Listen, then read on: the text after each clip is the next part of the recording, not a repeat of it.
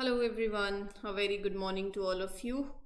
चलिए शुरू करें आज का सेशन जिसमें हम डिस्कस करेंगे these articles. Basically will talk about Brahmastra missile, this you can connect it with your defence section.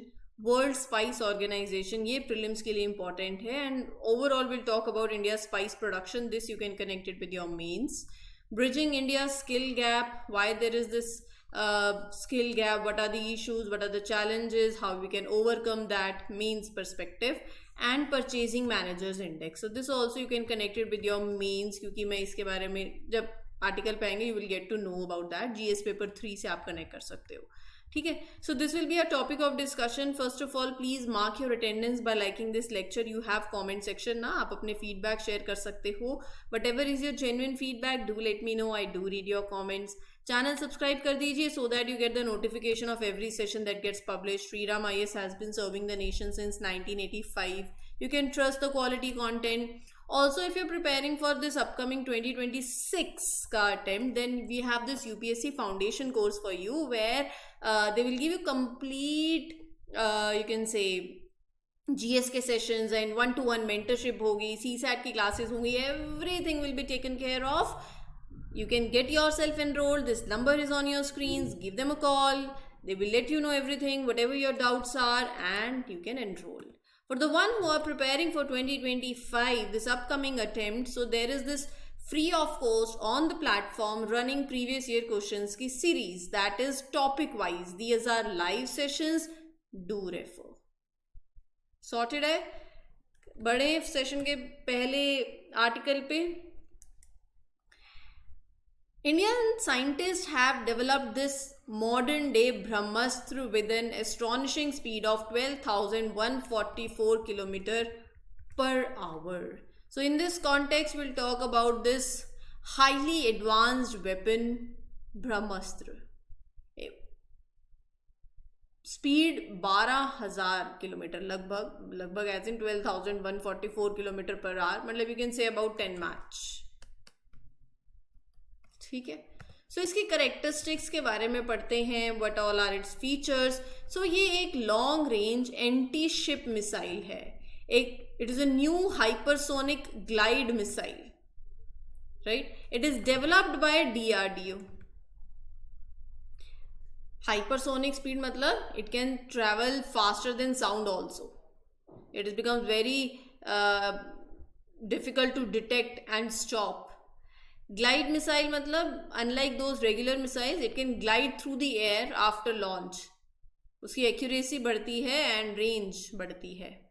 It is better than China's DS-17, right. So it is important because it can strike the enemy ship from a very great distance. Strategic advantage, and obviously it will enhance our defense capabilities. I don't know why I'm fumbling with these words today. चलो anyways, ब्रह्मास्त्र missile की range क्या है? 1500 kilometres, ठीक है। They can destroy the enemy ships or their warships from 1500 kilometers away. It can reach its targets in just 7 to 8 minutes. Right? It can be launched from both land and sea. Speed I have told you, it operates at 10 Mach. Special heat resistant materials are there. It is made up of those that can survive the extremely high temperatures when they are moving at such a high speed. Right? Maintaining their stability and accuracy also. It uses scramjet propulsion, right? It compresses air at high speeds to fuel itself. That is what it is. Static part अगर आपने science and technology का पढ़ा होगा तो you might have read about it. Glide technology I have told you, it helps it to change the directions mid-flight, right? It is very hard to detect and counter also. Speed अच्छी है, range अच्छी है, stealth features हैं, तो obviously एक major advantage है India को in the naval warfare, ठीक है। Simple, short, easy. Now coming to the next article. India is one of the largest producers and exporter of species. We all know that. ये Britishers ये जब आए थे, हमारी हिस्ट्री हमें पता है, पोर्तुगीज़ आए, फ्रेंच आए, मार्केट ही तो थी, रॉ मटेरियल था। और ये मसाले, कोविड आया, क्या बोलते थे, 5 वो काढ़ा बनाओ, अदरक, एंटीबायोटिक बेस्ट हल्दी, हम एंटीबायोटिक्स खाते हैं ऐसे ही, काली मिर्च, ब्लैक पेपर, गिलोय एंड व्हाट, तुलसी के पत्ते, राइट। बहुत कुछ है हमारे पास। अगर बस यही चीज़ें अगर साइंटिफिकली प्रूवन हो जाएं बस एक बार, तो यू कैन कहाँ से कहाँ हम और आगे जा सकते हैं आयुर्वेदा में। तो India is one of the largest producer and the exporter. उसके मतलब मसालों की खान है हम, और उसके बावजूद भी हमारा जो शेयर है global share, that is only 0.7%, which is worth $14 billion in 2024। China 12% market hold करता है, यूएसए 11% होल्ड करता है, इंडिया मात्र 0.7%। We are not fully utilising the potential, right. So let's, in this context, first of all, with this article, पहले तो हम बात करते हैं वर्ल्ड स्पाइस ऑर्गेनाइजेशन की।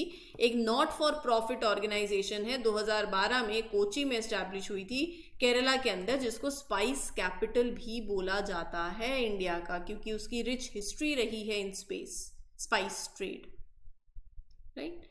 सो this WSO, world spice organisation, it is registered under the Travancore Cochin Literary, Scientific and Charitable Societies Act 1956. इसका objective क्या है? What does it do? Make sure that spices are safe to eat, meet the global standards, helping the farmers and businesses to grow the spices in the way that protects the environment also, that ensures long-term success as well. They work with many different groups, businesses, general public, universities, researchers, consumers. ठीक है। They undertake the social responsibility projects that are beneficial for the industry. They run the special projects, ऐसे जो farmers को help करें, जो spice producers को help करें, workers को हेल्प करें, to improve their livelihood and working conditions. So it is involve in promoting sustainability and biodiversity in collaboration with national and international organizations like Spices Board in India, IISR, Rainforest Alliance, and IDH, the Sustainable GIZ, and IDH, the Sustainable Trade Initiative, Netherlands. तो basically वो ये बोल रहे हैं कि WSO काम करता है on the projects that help farmers to grow the spices इस तरीके से कि वो नेचर को भी फायदा हो, बायोडाइवर्सिटी को भी हो। और ये पार्टनर करता है with various organisations of Germany, of Netherland, Rainforest Alliance, IISR and Spices Board of India, right. Quality, trade barrier related, food safety related problems के लिए WSO कोलैबोरेट करता है with major spice trade groups like European Spice Association, American Spice Trade Association, International Paper Community, so as to resolve the issues that are facing by the spice industry. So WSO helps to shape the rules and standards for the spice industry. It participates in national and international standard setting process pertaining to spices, basically FSSAI, AI, BIS, ISO, Codex. तो WSO works with these bodies. ठीक, आगे बढ़ने से पहले let me tell you, we have this great initiative geopolitical dialogues की, जिसमें 2 best faculties they come and have a discussion over the hot burning issues. आप refer कर सकते हैं, whatever they discuss you can write it in your mains also. They will be helpful in your interview also, right? So do have a look. Apart from it, बहुत से sessions हैं, platform पे हैं, free of cost हैं. What are you waiting for?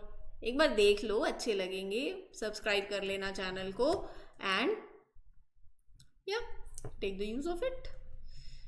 चलिए शुरू करते हैं अगले आर्टिकल के साथ. The rise in the Services Purchasing Managers Index to 59 in February has brought relief to the investors and policy makers. Context बता देती हूँ पहले. परचेजिंग मैनेजर इंडेक्स पे I come in a minute in detail. So context ये है that the purchasing managers index for the services sector it has increased. ये एक investor के लिए भी अच्छी खबर है और पॉलिसी मेकर के लिए भी अच्छी खबर है. अभी कुछ समझ नहीं आएगा क्या बोल रही हूँ. परचेजिंग मैनेजर इंडेक्स एक मेजर है of economic health for a particular sector. अगर पीएमआई 50 से ऊपर होता है इसका मतलब ग्रोथ अच्छी है. अगर 50 से नीचे होता है तो it suggest there is a contraction. PMI of 59 इसका मतलब क्या है? That the service sector is expanding very strongly. High business activity हो रही है, डिमांड अच्छी है, जॉब क्रिएशन अच्छी हो रही है. इसका मतलब इकोनॉमी अच्छी कर रही है तो इन्वेस्टर्स के लिए अच्छी है. फाइनेंशियल मार्केट में और कॉन्फिडेंस आएगा, पॉलिसी मेकर्स में भी आएगा in making the framing the economic decisions. ठीक है. So here in this context first of all let's talk about purchasing managers index. एक ऐसा इकोनॉमिक इंडिकेटर है जो मेजर करता है बिजनेस एक्टिविटी को in manufacturing and service sector. की सर्विस सेक्टर कैसा कर रहा है, मैन्युफैक्चरिंग सेक्टर कैसा कर रहा है, उनकी हेल्थ को देखना. और वो कह रहे हैं कि बढ़िया कर रहा है. ठीक है. वो भी मैंने बता दिया 50 से ऊपर ऑसम, 50 से नीचे you're slowing down. Exactly 50 things has not changed much. So it is important for investors, for government and for businesses who are planning their production. Now the question arises, what is the significance of the sharp rise? अगर purchasing manager index जो है इसमें बढ़िया rise देखने को मिलता है तो what is the significance of it? बहुत अच्छी बात है. It is showing that economy is growing, businesses are expanding, more people are using services, banking services, travel services, online shopping. For example, people are now booking flights and hotels. Means the जो hospitality industry है वो recover कर रही है, economic expansion होगा. और अगर चीज़ें अच्छी चल रही हैं तो फिर बाहर वाले आके इन्वेस्ट भी करेंगे, आप भी इन्वेस्ट करोगे. इंडियन इन्वेस्टर्स, फॉरेन इन्वेस्टर्स की सर्विस सेक्टर यहाँ बहुत बढ़िया चल रहा है, यहाँ इन्वेस्ट करते हैं. अगर इंडिया की टेलीकॉम और आईटी सर्विसेज ग्रो करेंगी तो फॉरेन कंपनी आके यहाँ पे इन्वेस्ट करेगी, बेटर टेक्नोलॉजी आएगी, जॉब अपॉर्चुनिटीज आएंगी, जॉब्स और आएंगी, इकोनॉमी स्ट्रांग रहेगी. कभी कभार क्या होता है, मैन्युफैक्चरिंग इंडस्ट्रीज जो होती हैं वो स्ट्रगल करती हैं सप्लाई चेन प्रॉब्लम्स की वजह से. सर्विस सेक्टर फिर उसको बैलेंस करने की कोशिश करता है ताकि ओवरऑल इकोनॉमी स्टेबल रहे.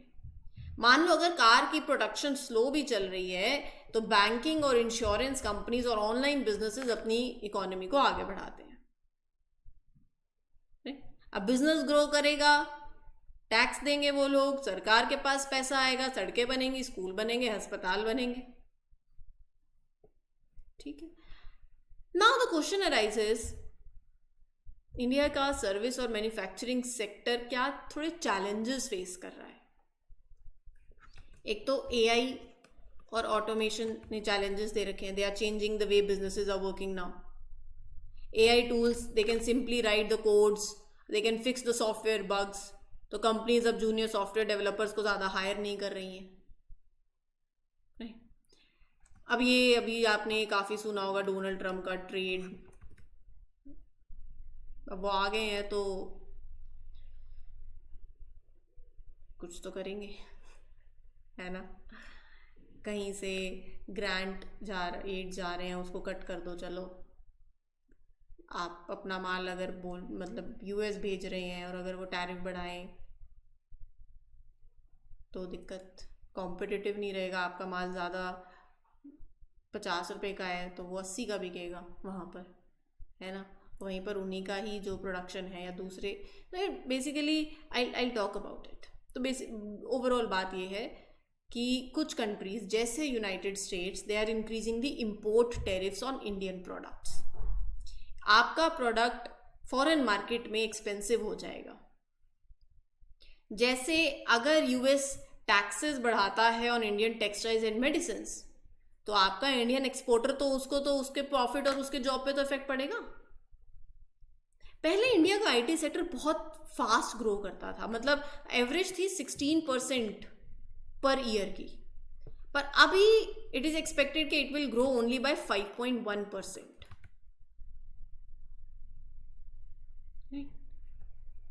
पहले क्या होता था, ऐसा क्यों है? क्योंकि कंपनीज जो हैं they are spending less on outsourcing the IT work. अब क्या कर रहे हैं वो? AI based, they are developing AI based in house solutions.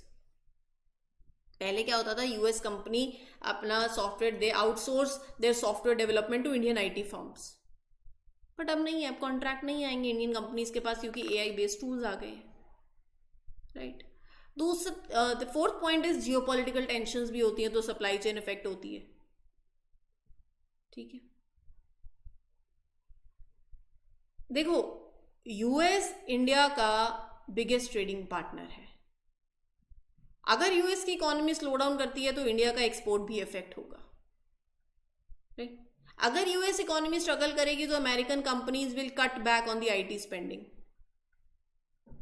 Right. तो इंडियन आईटी फर्म जैसे टीसीएस और इन्फोसिस के पास कॉन्ट्रैक्ट्स कम आएंगे फिर। Now there is a question, reciprocal tariffs, how could this reciprocal tariffs that are announced by the US, it will impact the India का manufacturing sector? I'll talk about it. US ने announce किया है Indian products पे high import tariff. इसका मतलब हमारा माल जब वहां जाएगा तो यूएस की मार्केट में वो महंगा हो जाएगा, एक्सपोर्ट इफेक्ट होंगे, इन्वेस्टमेंट इफेक्ट होगी, सप्लाई चेन में डिस्ट्रप्शन आएगा। अगर हाई टैरिफ्स होंगे तो it will create uncertainty also, माल नहीं बिकेगा तो बिजनेसेस पे इम्पैक्ट होगा, तो कोई आप के यहाँ क्यों इन्वेस्ट करेगा? कोई कंपनी ने अगर इन्वेस्ट करना है तो they will find out the alternate market, right. मान लो if a company wants to make a smartphones for US buyers, तो फिर वो वियतनाम को चूज करेंगे, मेक्सिको को चूज करेंगे इंस्टेड ऑफ इंडिया, जहां पर टैरिफ लो होगा। देखो, आपको क्या करना है ना, व्हाट कैन इंडिया डू, एक तो आपको किसी पे ओवर डिपेंडेंट नहीं होना है। मान लो आपका टेक्सटाइल एक्सपोर्ट भी है, उस पर टैरिफ बढ़ रहा है, तो you expand your textile export to Europe, to Africa. Local manufacturing को स्ट्रेंथन करो, textile, electronics, automotive industries, right. Tax incentives दो लोकल मैन्युफैक्चरर्स को ताकि उनकी कॉस्ट कम आए और वो कॉम्पिटिटिव रहे मार्केट में। फिर these all are the things that we can work upon. Now the chairman of World Spice Organization recently stated that largest producer होने के बावजूद, एक्सपोर्टर होने के बावजूद हमारा शेयर सिर्फ 0.7% है। इंडिया प्रोड्यूस करता है 1.5 मिलियन टन ऑफ स्पाइसेस हर साल, एक्सपोर्ट में कंट्रीब्यूट कर रहे हैं $4.5 बिलियन। इस पे बात करेंगे आज, right. So India produces about 1.5 million tons of spices हर साल that are contributing to 4.5 billion in exports, about 25% of the $20 billion global spice market में 25%।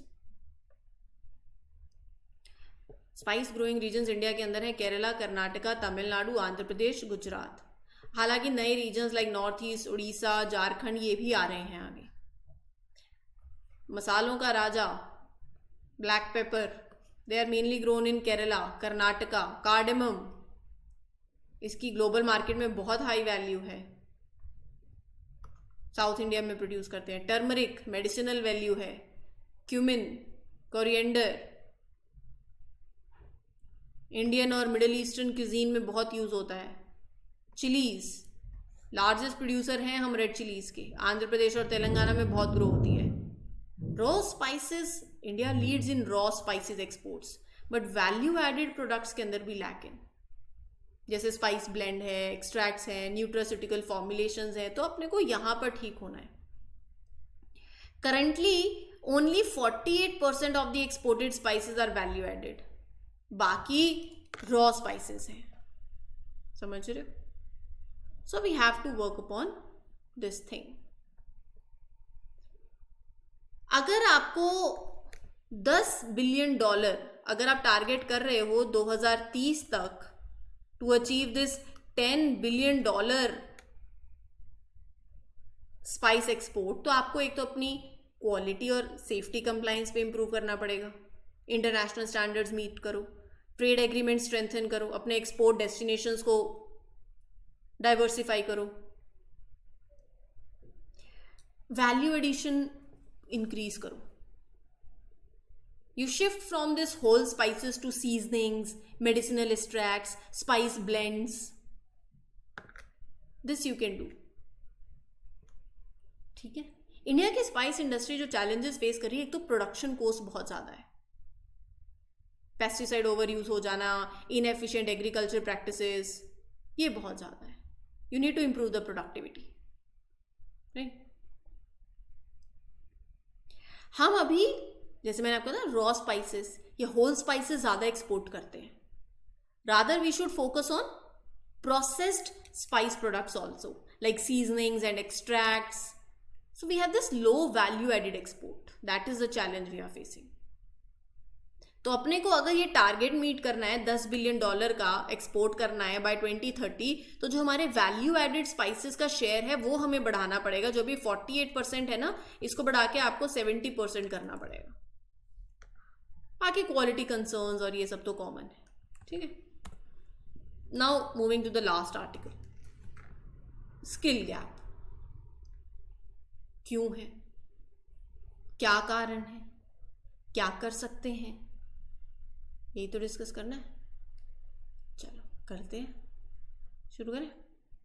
देखो बात ये है, एक होता है ग्रेजुएट स्किल इंडेक्स. ठीक है. वो दिखाता है कि कितने एम्प्लॉयबल ग्रेजुएट्स हैं.